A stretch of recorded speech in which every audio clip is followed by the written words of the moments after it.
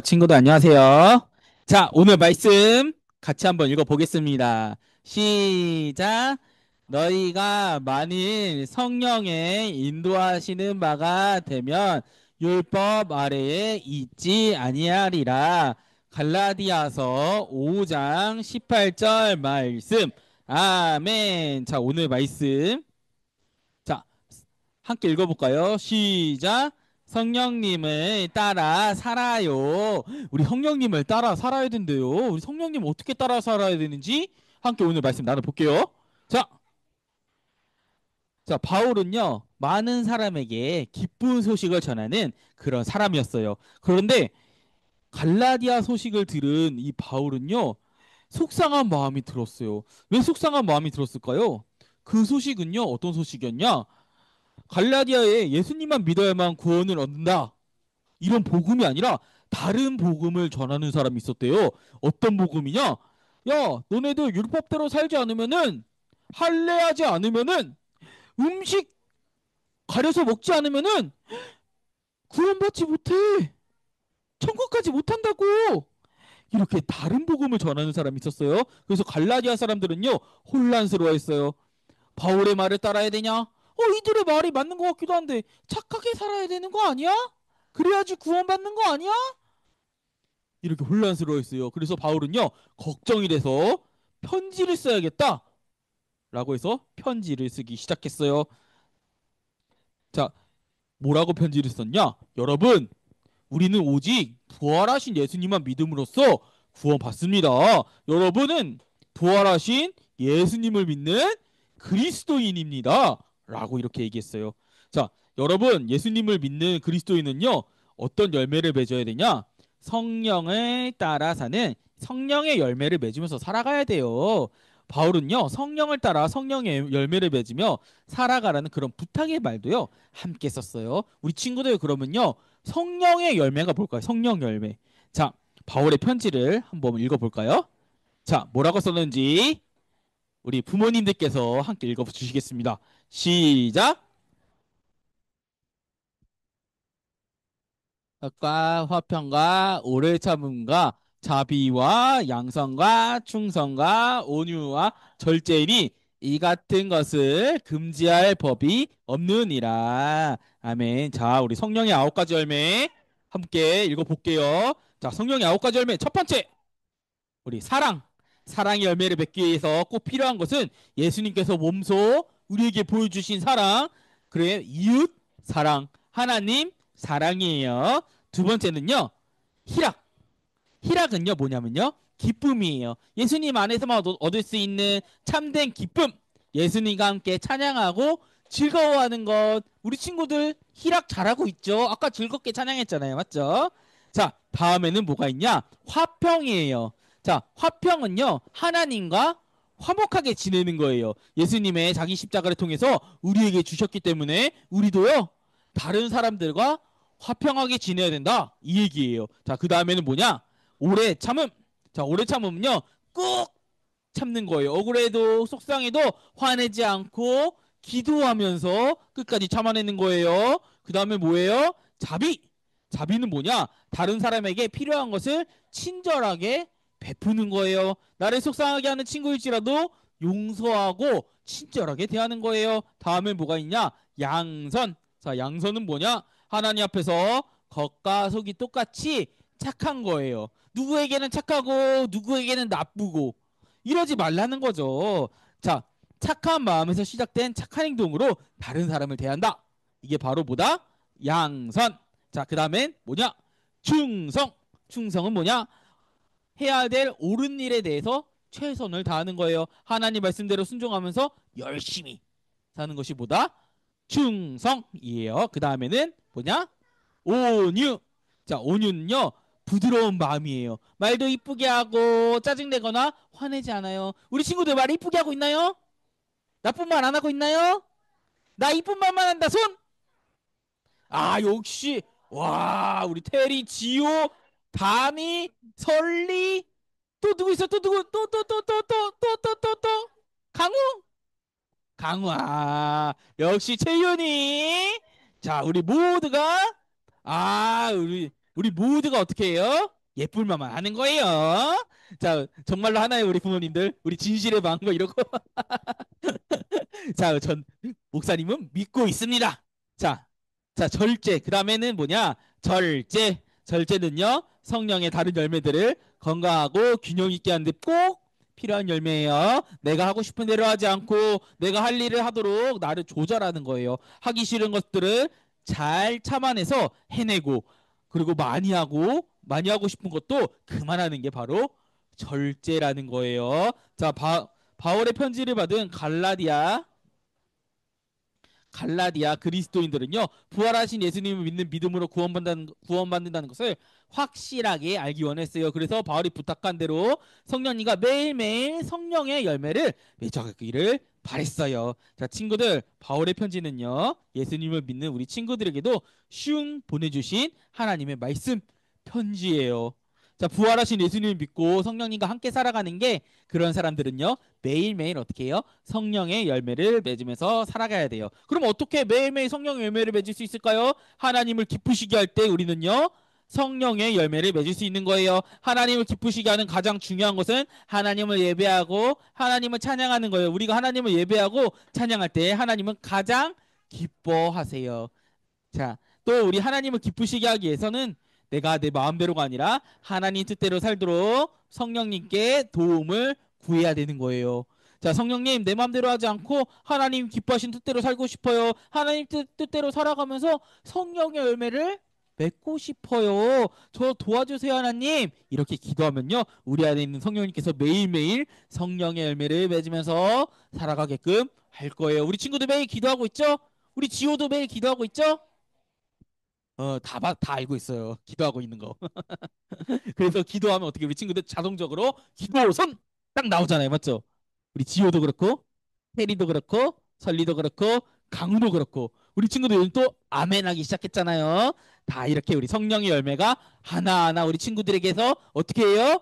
맺어지고 있는 거죠. 자, 그래서 우리 성령의 열매를 맺을 것을 다짐하며 목사님과 큰 소리로 함께 외쳐볼게요. 시작! 매일매일 성령님과 함께 성령의 열매를 맺으며 살아가요. 아멘. 자, 오늘 담임 목사님 우리 1, 2부 예배를 드리신 분은 알겠지만 너무 좋은 영상을 담임 목사님께서 주셔서 우리 함께 한번 읽어보도록 하겠습니다. 한번 책 한번 눌러주시겠어요?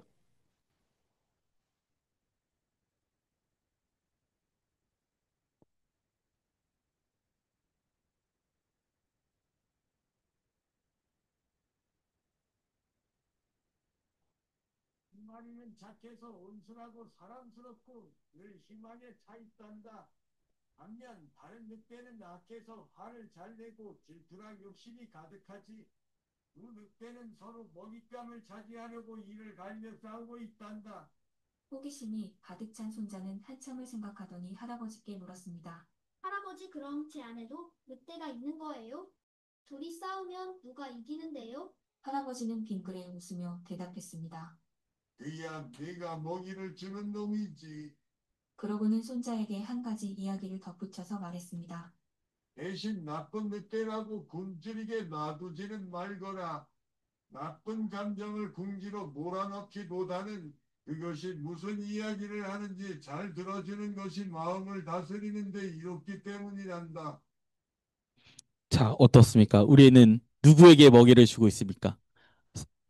성령님의 가치를 더 귀중하게 여기십니까? 아니면은 세상의 세상의 소욕, 세상의 가치에 더 중점을 두고 계십니까? 실은요, 우리의 마음을 힘들게 하는데 자꾸 먹이를 주면요, 시원할 것 같죠. 힘들게 하는 게 뭐냐? 화내고, 분내고, 막 세상 이치대로 사람들을 어떻게 해요? 우리식의 말대로 하면은 갈구기. 이거 딱 해봤는데 어떠세요? 딱 마음 시원한 게 5분 정도 가나요? 내가 이겼다는 희열감이 시원한 게 한 5분 정도는 갈 테지만 그 뒤로 이 사람과 관계를 회복하기 위해서는 시간이 배 이상으로 걸린다는 게 참 그거인 것 같아요. 그래서 우리가 정말 어떤 게 더 가치가 있냐라고 따진다면요, 우리에게는요, 성령의 소욕대로 사는 것이다 라고 저는 말씀드리고 싶습니다. 자, 우리가 한번 우리는 좀 말씀대로 살아가고 싶다라고 다 얘기하잖아요. 근데 다른 사람이 말씀대로 살지 않을 때 어떤 마음이 드십니까? 다른 사람이 말씀대로 살아가지 않을 때 말씀대로 살아갔으면 좋겠어요. 근데 이 사람이 말씀대로 살아가지 않아. 세상이 나쁜 일을 좀 하는 것 같아요. 이치에 맞지 않는 일을 하는 것 같아요. 어떤 마음이 드십니까? 많이 혼란스러울 거예요. 내가 정죄하는 것도 같고 좀 해야 될 것도 같고 그럴 때 우리는 생각해야 됩니다. 예수님이라면 어떻게 했을까? 거기에 대한 답으로 제가 이제 좀 몇 번 드렸던 말씀이긴 한데 자, 기독교 윤리와 세상의 윤리가 어떻게 다른지를 한번 생각해 봤으면 좋겠어요. 자, 세상의 윤리는요, 우리에게 어떻게 요구를 합니까?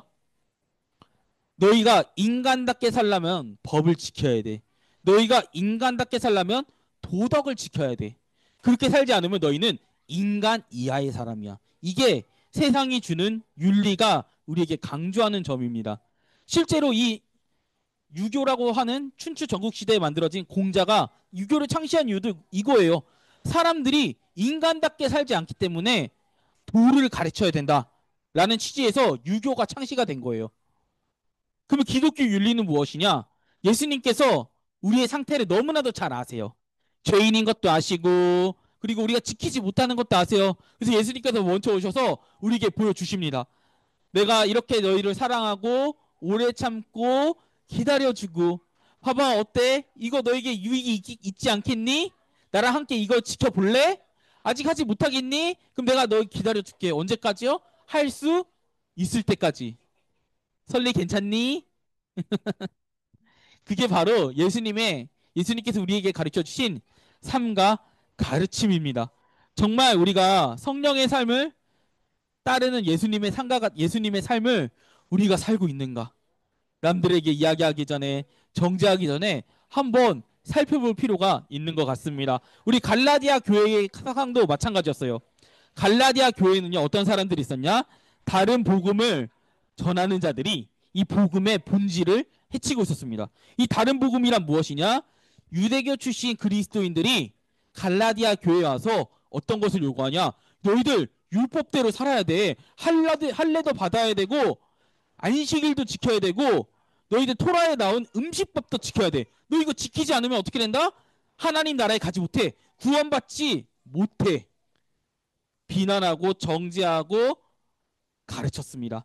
근데 실은 우리가 알고 있는 복음의 가치와는 완전히 다르죠.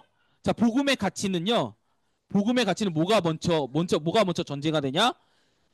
예수님의 사랑, 예수님께서 먼저 보여주시고 너희들 같이 해볼래? 너희들 할 수 있어. 하지 못하겠다면 내가 기다려줄게. 함께 같이 가보자. 이게 복음의 원리거든요. 하지만 이 복음의 원리를 완전히 무시한 그런 이야기들을 유대인의 입장에서 이야기를 하는 것이죠. 그래서 너희들이 할례를 해야지 아브라함의 자손이 될 수 있다. 진정한 하나님의 자녀가 될 수 있다. 이렇게 주장하니까 사도 바울이 거기에 대해서 편지를 쓴 거예요. 그거는 다른 복음이다. 진정한 복음이 아니다. 우리 현대판으로 얘기해 보자면요. 예배자라면 이래야 되고 그리스도인이라면 이래야 된다고 말하면서 율법을 어떻게 해요? 강권하는 것이죠. 우리는 여기에 대해서 상당한 혼란을 많이 겪어요. 아마 이 시대의 그리스도인들도요. 여기에 많은 내적인 외적인 갈등이 있을 것입니다. 근데 분명한 사실은요. 성령님을 쫓아 사는 삶대로 우리가 살아가야 된다고 노력을 해야 된다고 얘기하잖아요. 사랑으로 해야 된다고 해야 되잖아요. 근데 이게 우리의 힘으로요. 절대 안 돼요. 누가 도우셔야 된다? 성령님께서 도우셔야 돼요. 그렇기 때문에 우리가 우리 눈에 밟히는 사람들이 분명히 많이 있을 거예요. 그 사람들을 볼 때 우리가 어떻게 해야 되냐? 실은 먼저 해야 될 일이 있습니다. 성령님께 기도해야 됩니다. 어떻게 해야 될까요, 주님? 어떻게 해야 될까요? 주님께 맡기는 그런 삶이 먼저 필요하다라고 생각합니다. 그래서 우리에겐 누가 필요하냐? 두 분의 대언자가 필요한 겁니다. 두 분의 대언자 중에 첫 번째 대언자가 누굴까요? 예수님. 두 번째 대언자는 누굴까요? 성령님이요. 첫 번째 대언자가 필요한 이유는 무엇이냐? 자, 첫 번째 대언자 예수님은요. 분명히 우리는 예수님의 삶과 가르침을 보고 따르는 게 맞습니다. 근데 예수님 첫 번째 대언자가 주로 해야 될 일은 무엇이냐? 우리에게 구원을 주시는 거예요. 그러니까 예수님께서 이 땅에 오셔서 우리를 위해서 십자가에 못 박히시고 우리가 지어야 될 율법적인 삶을 다 지어주신 다음에 하나님께 가서 이렇게 얘기하는 거예요. 하나님, 우리가 제가 저들을 위해서 그들의 죄를 제가 다 청산했습니다. 주님 저들을 의인이라고 칭해 주십시오. 이게 예수님의 역할이에요. 그러면 두 번째 성령님의 역할이 무엇일까요? 여기에 대해서 틴켈러 목사님은 아이고 틴켈러 목사님은 이렇게 얘기합니다. 자, 우리 함께 읽어볼까요? 시작. 상담자라는 단어는 예수님이 십자가에서 이루신 일만 아니라 성령님이 우리 마음속에서 행하시는 일을 이해하는 열쇠가 된다. 사실 단언컨대 예수님이 첫 대언자이신담을 모른다면 두 번째 대언자이신 성령의 사역을 이해할 수 없다. 십자가에 달리기 전날 밤 다락방에서 예수님이 보신 문제가 있었다. 3년이나 예수님과 함께하고 배운 사람들이 여전히 그분의 일을 이해하지 못했고 그분을 깊이 알지 못했다는 점이다. 이 문제의 해법은 바로 성령님이다. 팀 켈러. 자, 예수님이 3년 동안 제자들에게 하나님 나라는 이런 거야. 하나님 나라는 믿는 사람들이 모여서 하나님 나라를 이루고 그것을 전하는 거야. 하나님 나라에는 하나님 말씀에 하나님의 율법을 따르는 사람들이 자연스럽게 사랑으로 섬기고 지키는 게 하나님 나라야 라고 계속해서 얘기했지만 제자들의 반응은 어땠을까요? 예수님이 딱 승천하시기 직전에 제자들이 예수님께 뭐라고 하냐? 사도행전 1장에 예수님 그래서요 로마는 언제 정복할 거예요? 되게 열받지 않겠습니까? 예수님 입장에서. 하지만 예수님께서 딱 얘기해요. 자, 너희들을 깨닫게 해주신 이는 성령님이다. 성령님을 기다려라. 도무지 깨닫지 못했던 제자들이 성령님이 오시고 완전히 변화됐어요. 하나님 나라의 진정한 뜻을 알고 하나님 나라의 백성으로서 진정으로 살아가게 된 겁니다. 그래서 우리가 구해야 될 분은 바로 누구냐? 성령님입니다. 그래서 우리가 누구를 지적하기 전에 누구에게 정죄하기 전에 한 가지만 생각하시면 됩니다. 내가 저 사람을 참아주고 있잖아요. 나를 참아주시는 이도 분명히 있다는 거예요. 예수님은 그럼 우리를 어떻게 참아주셨냐? 깨달을 수 있을 때까지 계속해서 사랑하시고 참으시고 권고하셨다. 제가 청년 시절에 정말 이러한 케이스가 있었습니다. 저희 이제 교회가 미자리 교회이기 때문에 저를 부장으로 세우고 저에게 전도사 역할을 시켰어요. 그래서 친척 동생들 한 7명 정도가 있었고요. 그다음에 이제 저희 친척 동생이 아닌 청년들 한 3명 정도가 있었거든요. 근데 그 중에서 한 명이 매일 지각을 하는 겁니다. 몇 시간 지각했을까요? 얼마나 지각했을까요? 2시간. 2시간씩. 제가 그래서 이제 우리 친척 동생들하고 같이 예배 인원들하고 모아놓고 얘기를 해봤어요. 우리 어떻게 할까? 내 개인적인 생각으로는 이 친구를 나는 기다려주는 게 좋겠다. 기다려주는 게 좋겠다. 다 동의를 구하고 나서 이 친구를 기다리기로 했습니다. 근데 이 친구가 저희가 왜 2시간 동안 기다렸냐면요. 연락이 안 돼요. 연락이 안 돼요. 온다라고 확답을 얻었는데도 다음날 되면요. 잠수를 탑니다. 그리고 딱 2시간 뒤에 연락을 받아요. 왜? 그때쯤이면 예배가 끝났을 거니까요. 그래서 우리가 딱 2시간을 기다리고 나서 문자가 와요. 아, 죄송해요. 끝났나요? 우리 이제 모였어. 빨리 와. 오면은 누구도 정죄하지 않고 엄청 환대해줬어요. 이 친구 어떻게 변했을까요? 변했을까요? 안 변했을까요? 이 친구 변했어요. 저희 이거 몇 개월 동안 했냐면요. 6개월 동안 했어요. 6개월 동안 토요일마다 이 친구를 기다려주고 그렇다고 이 친구한테 권고를 안 한 거 아니에요. 자, 그 친구한테 제가 딱 뭐라고 했냐면은 누구야 내가 교수님한테 내가 수업에 지각하고 있을 때 교수님한테 미리 알려주지 않냐. 근데 내가 예배를 빠진다고 뭐라는 건 아니고 그래도 우리가 좀 기다리고 있으니까 좀 우리한테 좀 그 먼저 카톡을 좀 보내줘라. 우리하고 너의 관계가 교수님과 우리의 관계보다 더 교수님과 너의 관계보다 더 원만하지 않냐. 이러니까 그 다음에 이제 모두 문자는 보내더라고요. 그리고 이제 그러고 나서 한 3년 동안은 잘 이렇게 지각도 한 번도 안 하고 같이 예배를 잘 드렸던 것 같아요. 그것을 보았을 때 참 이 오래 참음이란 무엇인가? 이게 제 인간적인 마음으로 이것을 참았다면요. 절대 못 참았을 것 같아요. 근데 우리가 예수님의 마음으로 또 예수님께 구하면서 이걸 참으려고 하니까 그게 좀 가능했던 것 같습니다. 그래서 우리가 한 번쯤은 생각해 봤으면 좋겠어요. 누군가도 날 참아주고 계신다는 그 사실을 안다면 내가 과연 그에게 정죄할 수 있을까? 예수님은 오래 기다리시고 우리를 사랑하셨다. 근데 이것을 듣는 우리가 또 이것을 남에게 요구하면 안 됩니다. 내가 먼저 해라. 내가 먼저 사랑하고 내가 먼저 기도하고. 우리 잘 안 되니까 기도하는 겁니다, 실은. 예.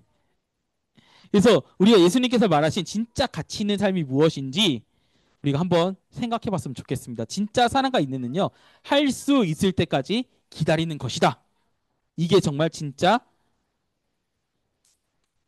사랑과 인내라고 저는 말씀드리고 싶습니다. 그래서 열매로 알리라는 말이 있습니다. 이게 뭐냐면요, 믿는 자는 반드시 열매로 드러나는데 그게 무슨 열매로 드러나냐? 성령의 9가지 열매로 드러난다는 거예요. 자, 성령의 9가지 열매 중에서 사랑은요, 이 모든 9가지 열매를 아우르는 덕을 얘기하는 겁니다. 그래서 희락과 화평과 오래 참은 자비, 양선, 충성, 온유, 절제는요, 사랑이 나타나는 다양한 표현 방식이라고 저는 말씀드리고 싶습니다. 그리고 희락은요, 기쁨입니다. 예수님과 만나고 교제를 누리는 사람이 빼앗길 수 없는 그런 기쁨이에요. 그래서 예수님을 사랑하고 그분의 사랑을 받는 사람들이 많이 누리는 기쁨이 바로 희락입니다. 그리고 화평은요, 예수님과 교제하고 예수님과의 관계가 흔들리지 않음으로써 누리는 내적인 평안을 얘기하는 거예요. 오래 참음은요, 하나님의 섭리가 모든 것이 선하다는 것을 붙들기 때문에 우리 삶에서 예상치 못했던 우리가 원하지 않는 일들에 대해서 인내하면서 참는 것, 그것을 오래 참음이라고 얘기하는 겁니다. 자비는요, 하나님께서 주신 은혜가 너무 풍성하기 때문에 더 이상 내가 받을 것도 없고 내가 가지고 있는 것들을 내 마음대로 쓰는 것이 아니라 흘러 넘쳐 보내야 된다는 마음, 그게 바로 자비입니다. 양선은요, 선함입니다. 선함이라는 것은 단순히 착하다가 아니라 모든 삶의 원칙들을 하나님 말씀에 잘 맞춰서 사는 겁니다. 왜냐하면 하나님께서 나를 사랑하셔서 좋은 법도를 주시는 분인 것을 우리가 믿기에 세상의 법도로 살아가지 않는다. 이것이 바로 양선이라는 거예요. 그리고 충성은요, 한결같음입니다. 한결같음. 때로는 방황하거나 힘들거나 이해되지 않는 순간이나 하나님의 상황을 헤아릴 수 없는 그런 상황 안에서도 주님의 섭리를 믿는 것, 그것이 바로 충성이라고 얘기하는 겁니다. 온유는요, 그리스도를 닮은 모습으로 내가 죄인임을 깊이 이해하기 때문에 다른 사람들이 죄를 짓는 것에 대해서도 관대해지는 겁니다. 그러니까 나에겐 엄격하지만 다른 사람들에 대해서는 어떻게 해요? 관대하다는 것이죠. 절제는요, 단순히 금욕주의를 이야기하는 것이 아니라 하나님을 누리고 그분을 기뻐하는 것이 내 삶에서 가장 중요하기 때문에 나머지의 것들을 절제할 수 있다는 거죠. 예를 들어서 내가 너무 하고 싶은 게 있어요. 너무 사고 싶은 게 있어요. 그러면 우리가 그것을 위해서 절제해야 되는 것들이 있잖아요. 우리가 그리스도를 정말 사랑한다면요, 그 절제가 가능하다는 거예요. 내가 나를 채찍질해서 가능한 게 아니라 스스로 가능하다는 거죠. 하나님과의 교제를 위해서 나머지 삶을 절제하는 것, 셀프 컨트롤, 그게 바로 절제라는 거죠. 하나님은요, 요거에 대해서 우리에게 강제하지 않아요. 스스로 할 수 있게끔 우리의 일생 동안 어떻게 해요? 견인해 가시는 거예요. 이게 바로 하나님께서 우리에게 하시는 성도의 견인이다 라고 저는 말씀드리고 싶습니다. 자, 성령의 열매가 있으면요, 우리가 스스로, 그리고 남에게 강제할 필요 없이 스스로 하게 된다는 것이죠. 그래서 우리가 무언가를 남에게 바란다면요, 먼저 보여주세요. 그리고 기도하세요. 그리고 이 모든 일은요, 우리 안에 있는 성령님이 하시는 것이니까 좌절하지 마세요. 성경에서 무엇인가를 하게 하는 동기는요, 금지가 아니라 하게함, 함께함, 이라는 것을 우리가 기억하셨으면 좋겠습니다. 자, 그래서 성령의 열매는요, 태생적으로 가지고 있는 성품이 아니에요. 성령의 9가지 열매는요, 한 분의 성품을 담는 거예요. 누구예요? 바로 예수님의 성품을 담는 겁니다. 그래서 성령님은요, 예수 그리스도를 보여주기 때문에 그분을 바라보면서 우리가 그분의 성품을 담는 것이 바로 성령의 열매입니다. 그 성령의 열매를 잘 맺게 우리를 가르치시고 교육하시는 분이 누구다? 바로 우리의 율법 교사가 되신 성령님이다.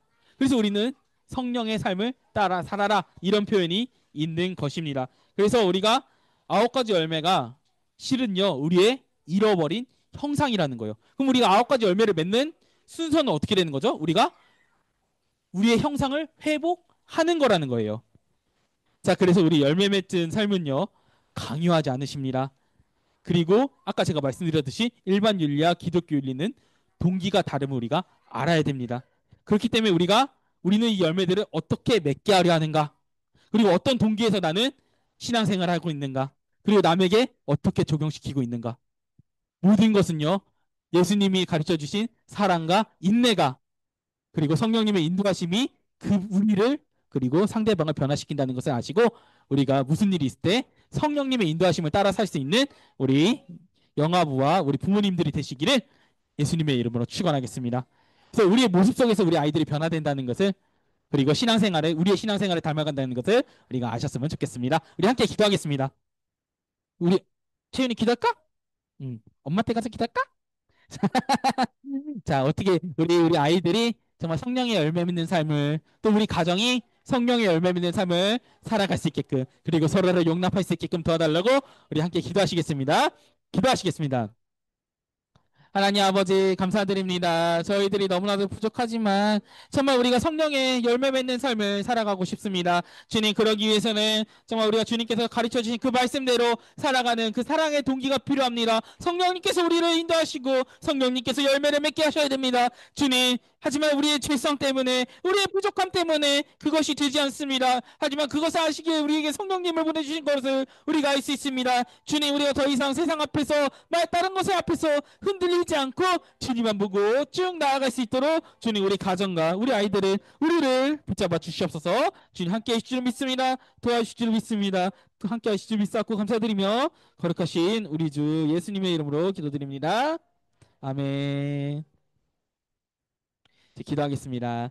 하나님 아버지 감사드립니다. 우리가 오늘 성령의 9가지 열매를 맺기 위해서는 무엇인가 우리를 강요해야 되는 것이 아니라 주님의 사랑으로 인한 스스로 움직이는 것이 그리고 주님을 믿는 자의 증거가 성령의 9가지 열매로 나타난다고 우리가 알았습니다. 정말 우리 안에 계신 율법교사가 되신 성령님께서 우리를 인도하셔서 주님의 사랑을 실천하고 이웃에게도 그 사랑들을 실천할 수 있는 복된 우리 영아부와 아이들이 될 수 있도록 주님 도와주시옵소서. 감사드리며 예수님의 이름으로 기도드립니다. 아멘.